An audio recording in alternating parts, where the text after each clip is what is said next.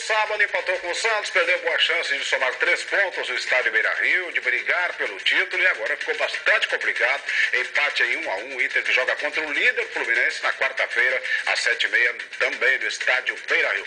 Vamos ver o empate contra a equipe do Santos? Na tela para você.